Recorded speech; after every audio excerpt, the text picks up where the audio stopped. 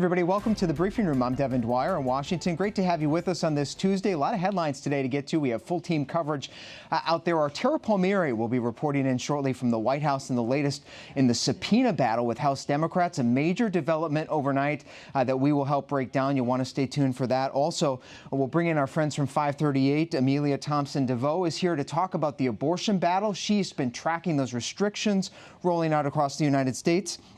And we're also joined by Jorge Soto with the National Fair Housing Alliance on a big development today in the Trump administration's housing policy. You probably haven't been tracking that one. Could leave 55,000 children evicted from federal housing. So more on that to come. But we start with our reporting team. Catherine Faulders, our investigative reporter. Margaret Taylor, a senior fellow at the Brookings Institution, also the editor of Lawfare blog. Great to have you with us, Margaret. Thank you. Catherine, this push to impeach President Trump, it's been out there for quite a while, getting a lot louder overnight. Some House Democrats went into Nancy Pelosi's office. You were staked out there, and they really turned up the heat on the speaker to start doing something on impeachment. Yeah, look, there were definitely last night clashes behind closed doors between Pelosi and leadership, frankly. Now, of course, some leadership agreed with Nancy Pelosi, but impeachment advocates really, as one source described it to me, quote, stood tall and really, tried to drive home this idea of starting impeachment proceedings.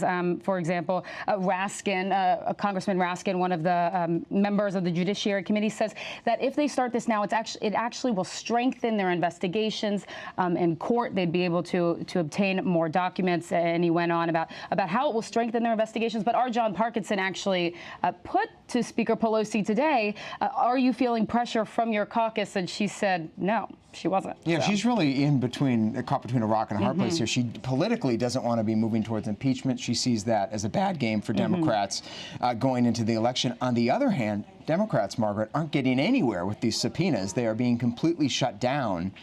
Might an impeachment proceeding, or at least the beginnings of one, help them in some of these court cases to get what they want? It probably would. Some of the legal arguments that the Trump administration is making to really stiff-arm Congress in terms of documents and also testimony by senior advisors is that there's no legitimate legislative purpose that the Congress is pursuing here. In the context of impeachment proceedings, you don't need to talk about a legitimate legislative purpose because you're talking about impeachment proceedings specifically, which is in a separate part of the Constitution. It's a constitutionally mandated investigation, so would be purpose written into the law. So maybe it would help them, but we don't know because it hasn't been tested. It hasn't been tested. Well, one thing we don't know is whether courts would move these cases along. So contempt citation cases or subpoena cases, would courts move them along even more quickly in the context of impeachment proceedings than in these sort of run-of-the-mill investigative proceedings? My sense is that they probably would sense the urgency. Although we have seen just yesterday a district court issue an opinion very quickly on an issue that relates to these things. And so we have seen at least one judge move pretty quickly to an opinion, sensing and recognizing the urgency even of the investigative powers of Congress. I do want to get to that particular case in a second, but want to come back to this issue of subpoenas. And we've, if you've been trying to keep track at home, House Democrats from several committees have been dropping subpoenas on the White House all over the place.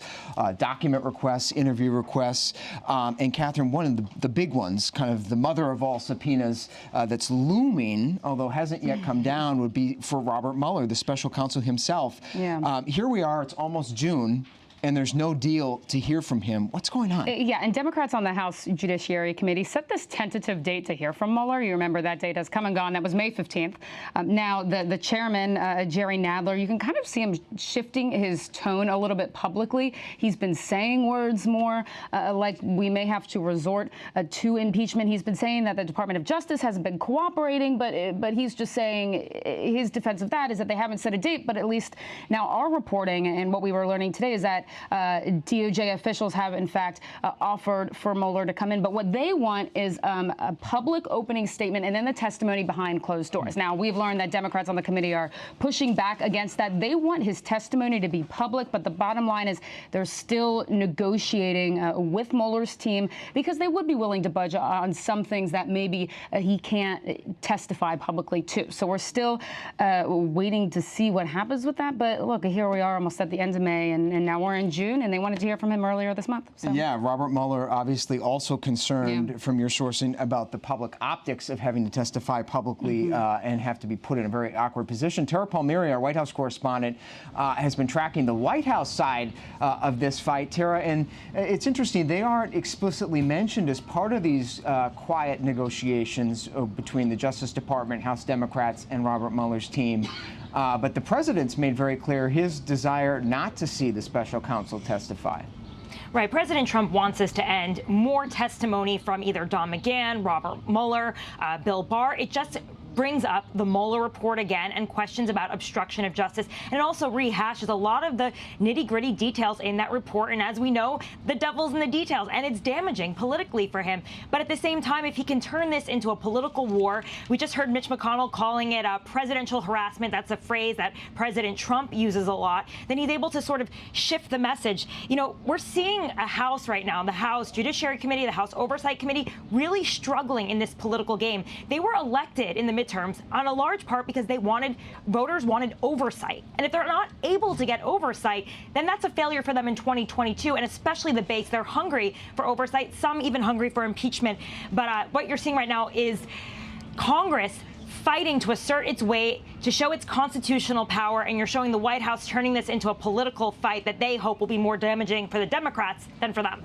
Yeah, and score one for the House Democrats overnight in federal court. There is one case that our Margaret Taylor has been tracking closely here as well from Brookings. Margaret, this is a case everybody should pay attention to because it dealt a blow to the White House's Stonewall strategy. And a federal judge actually said that this private company, the president's personal accounting firm, actually has to comply with Congress's request and turn over financial documents to the president. That's right. And keep in mind, though, that Trump has actually appealed the case, so it's not a done deal yet. But Judge Mehta, who is the judge in that case, the reasoning of his opinion was very clear and very grounded in established Supreme Court precedent. And basically what he said was the House Oversight Committee's investigation, headed by Elijah Cummings, a Democrat from Maryland, is a valid investigation. It's facially related to a legislative purpose, and obtaining those financial documents from Mazars, Trump's accounting firm, is valid. And there's really no legal argument, valid legal argument that Trump can make to stop it. And it's sort of interesting, we were talking before the show, that what makes this case so unique and potentially could succeed for House Democrats is that Mazars is a private company. So they're not able to invoke executive privilege. They're not run by a Trump appointee to block these requests from Democrats. They're very much in a much tighter spot in terms of being compelled to do something. That's right. And it makes it also a simpler case for the courts. They're really only looking at that question of whether the committee is pursuing a valid legislative purpose. They're not weighing these more complex issues of executive privilege that would come into play when you're talking about executive officials or former executive officials. And when it comes to executive privilege, one area that the White House certainly has a leg up is with their former White House counsel, Don McGahn. Catherine Folders, you know McGahn well. Don McGahn was, we should tell everybody, remind everybody, was a key figure in the Mueller report. He was the guy who the president allegedly ordered to fire Bob Mueller several times, the key player in that obstruction case that Democrats are hoping to make. They want to hear from him. The president, Catherine, has drawn a line in the sand. He's not to show up and is invoking executive privilege over those conversations. That's going to be a tougher fight for the White House or for House Democrats to face. Exactly. And just, you know, to distinguish between the two, the Judiciary Committee, of course, issued a subpoena for documents related to McGahn and the special counsel's investigation, and then separately a subpoena for his testimony. Now, with those documents, the White House is saying, look, we can have a conversation about them, but some of these documents we think may be covered by executive privilege. They haven't formally invoked privilege over the documents, but they're making a little bit of a different argument as it relates to his testimony. They're saying, look, he was a close White House advisor, and close White House advisors, according to a new Office of Legal Counsel opinion and previous ones in other administrations, that close White House advisors, they're immune from congressional testimony. testimony. They don't have to come in and speak to the committee. Now, of course, Chairman Nadler, you can see right there, he was talking to an empty chair that said John McGahn today. On Capitol Hill today. Exactly. He was supposed to be there today. And of course, now they're vowing to hold him in contempt. Of course, McGahn's lawyer is saying, look, this is a dispute between Congress and the White House. Come up with an accommodation, and then we will, of course, be willing to come in, whatever agreement you come up with. And Tara, what's the president saying about all this? He's been pretty clear on the McGahn front, but how has he been reacting to that case in federal district court Margaret was talking about over those financial documents? Is he vowing to defy that judge's order? Before the special counsel even started his investigation, when we were just having the FBI look into a Russia investigation, the president made it very clear that for him, the red line is his business. It's his companies. It's his children. It's what he did before he became president. And he doesn't want anyone going into that. And the whole reason that they're opening up this case again is because during his longtime lawyer, Michael Cohen's testimony on Capitol Hill, he suggested that the president may have been defrauding insurance companies for many years, that he may have been inflating his assets. And he also suggested that there might be tax fraud. So this is all the kind of stuff that Donald Trump doesn't want anyone going near. But at the same time, we saw this court ruling that ruled in favor of the Democrats, and that is giving Speaker Nancy Pelosi a little bit of time as she tries to convince some of the hardline Democrats to hold on impeachment, showing, hey, the court might be working for us. We may not have to go that far. Important point there to end on. Tara Palmieri, thanks so much for that context and for your reporting. A big day today on the investigations front. Margaret Taylor, great to have you with us from Brookings Institution. Catherine, thank you for your reporting. Appreciate it. Moving on now to the day of protests around the country over those abortion restrictions that have surfaced in a bunch of state courts in recent weeks. Take a look. You can see here from the steps of the Supreme Court to city halls and state capitals in the Midwest, South to the West Coast, women raising their voices today as conservative states and those anti-abortion activists push ahead. It was quite a spirited day out there on the steps of the Supreme Court where our team was covering. But what does all of this mean? And is there really a big movement afoot right now? And why now? Our friends at 538 have been tracking this, taking a closer look at which states are passing some of these restrictions and why they're doing so. Our friend Amelia Thompson-DeVoe joins us now from Chicago via Skype. Amelia, it's great to see you.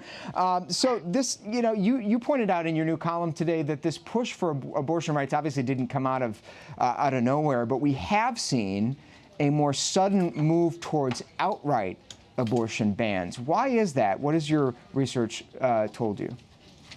So what we did is we sort of looked at the bigger trajectory of abortion restrictions over the past 8 years, because there's been a real acceleration of restrictions on abortions in red-leaning states since 2011.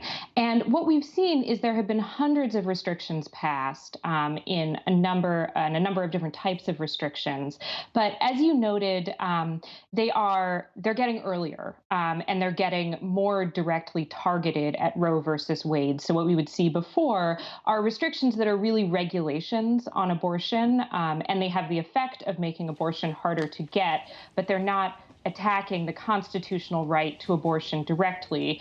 The shift we're seeing now is that we're now seeing these new bans on abortion in the first trimester that are a much more direct challenge to the legality of the procedure itself.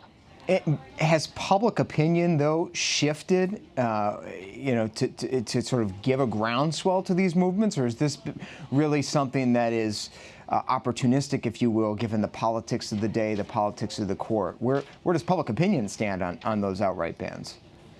If you look at national polls, you see a real division in public opinion in terms of whether people are in favor of restrictions on abortion earlier or later in pregnancy. So there's a fairly substantial consensus. Around 60% of the general public wants abortion to be legal in the first trimester, and that support falls off in the second trimester. So some of the earlier bans that we've seen that have been sort of more consistent since 2011, bans on abortion around 22 weeks of pregnancy, those have been more popular than something like a first trimester abortion ban, which really isn't in line with public opinion.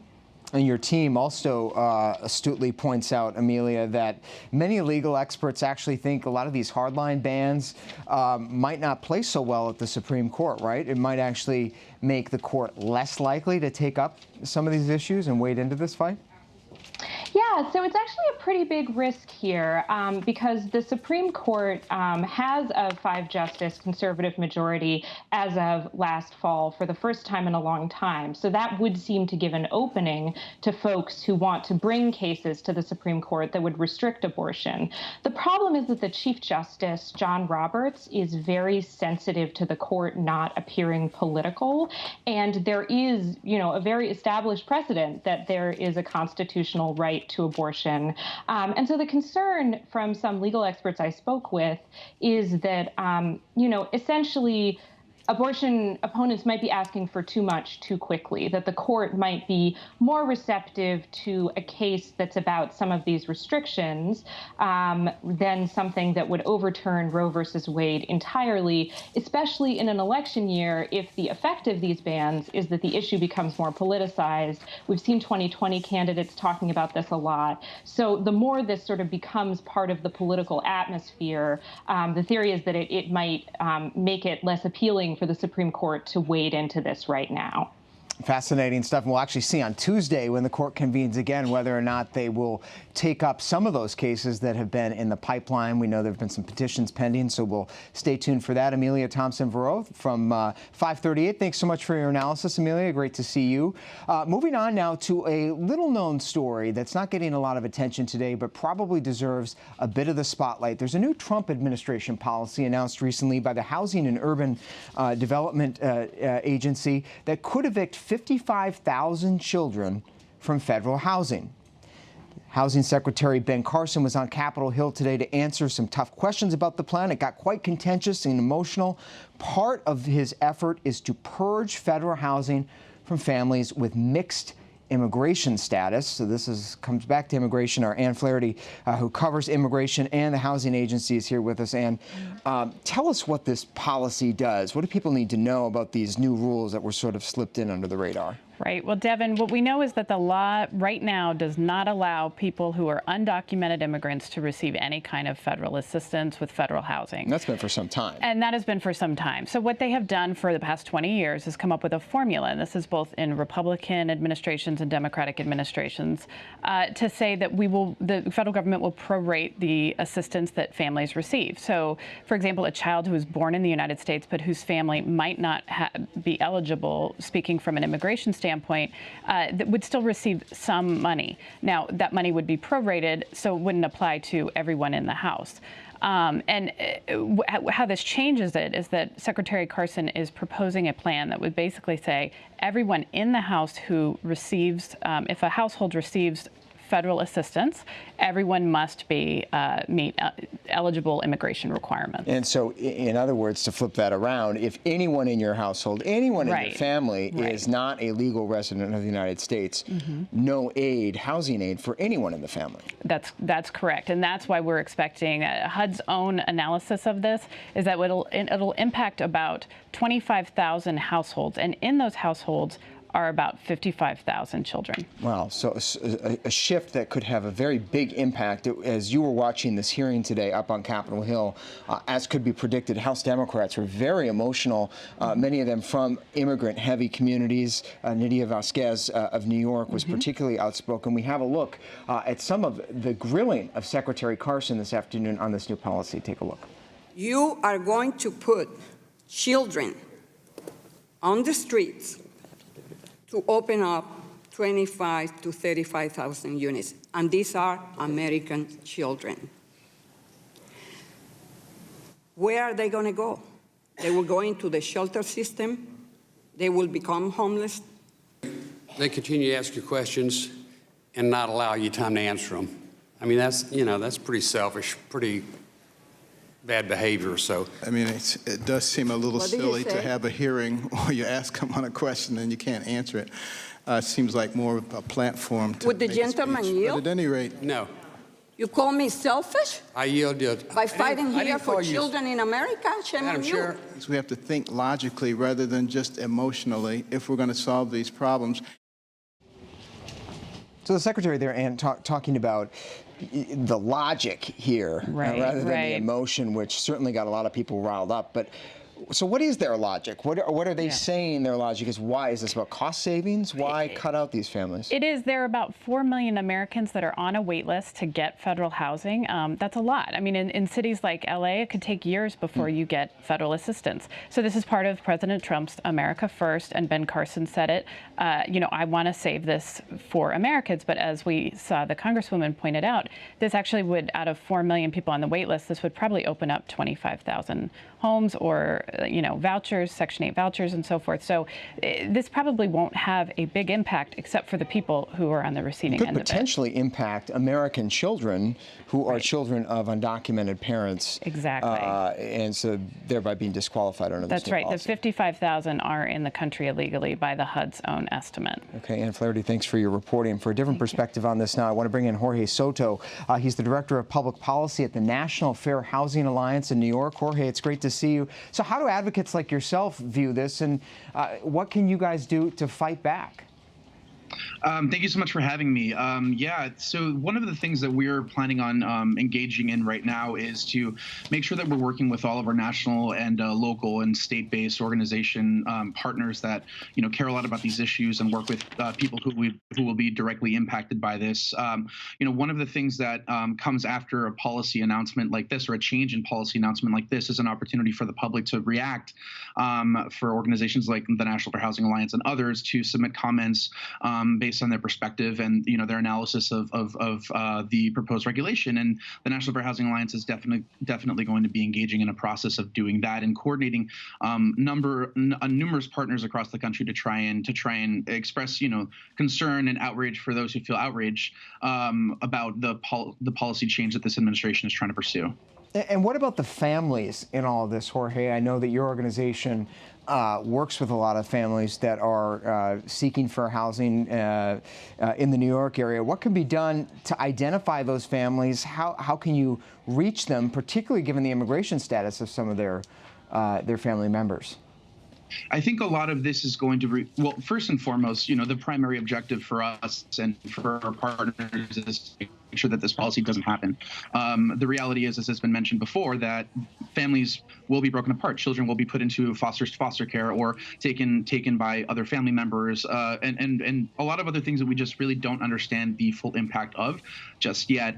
What's going to be really important is making sure that folks on the ground, organizations that have direct services for all types of families, but in particular people who will speak to undocumented immigrants and give them advice and counsel, to be resourced and to be able to address these families' very real needs if this program actually, or rather if the policy does take effect. And it'll take a little bit of time for it to come into effect fully. I think one of the things that we're trying to make sure we do right now is get a really strong sense of the lay of the land. And Jorge, I want to ask you about the Secretary's comment that this is a logical approach. And certainly, to play devil's advocate, there are many people in this country who might look at the new policy and say, hey, it's kind of common sense that the limited number of resources, tax dollars for housing aid, for example, should go to Americans, that they shouldn't go to undocumented persons. What do you say in counter to that argument? Why is it important for these families, and why should they deserve this money? Numerous studies show that stable, affordable housing is one of the best ways of reducing overall taxpayer costs for just about anything. So if you really have a strong, stable place to live, you can essentially, have access to all sorts of resources, kind of live your life according to this kind of status quo, so to speak, so that you don't have to fear eviction or anything else like that, or any of the negative harms of living in substandard housing. The reality is that this policy is not actually going to open up any more housing. In fact, it's actually going to cost more money for this policy to be implemented than anything should. HUD's own analysis actually shows that it's going to be over $200 million to just replace mixed status families with mixed status families with fully qualified, fully eligible families. So just going back to that to say it again, it's going to be $200 million just to switch out mixed status families with fully eligible families. And then that doesn't even get into the cost that we were somewhat describing earlier about what happens to children who are separated from their families, and beyond the costs of what people perceive an undocumented immigrant to be in this country. This doesn't get at the heart of the affordable housing crisis. This is not a solution, it's politics. And certainly going to continue to be a matter of debate. As you said, it doesn't go into effect yet. This is a proposal by the Housing Secretary that will be entered into the Federal Register, but certainly one that that we will continue to follow here in the briefing room. Jorge Soto with the National Fair Housing Alliance. Thank you so much, sir, for coming in and sharing your views. Thank you so much for having me.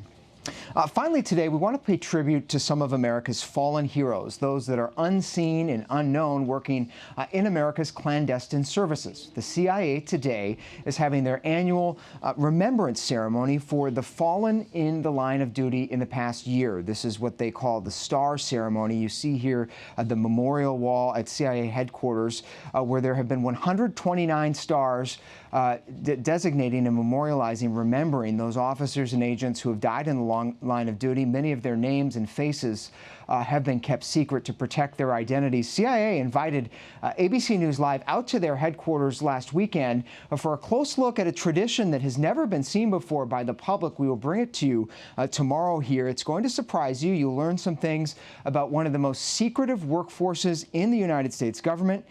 You'll never imagine what we found when we were there. That is tomorrow. Our cameras were allowed inside. We had to leave all of our phones in the car. It was a pretty neat experience, and you will meet some of the agents that work inside that building right here on ABC News Live tomorrow, 3:30 Eastern Time. Great to have you with us today on this Tuesday. I'm Devin Dwyer in Washington. Hope you follow us all day long, all week long by downloading the ABC News app. You can get the latest here on ABC News Live. Also, all of our stories at abcnews.com right there. I'll see you back here tomorrow, 3:30 Eastern, 5:30 Eastern. See you then.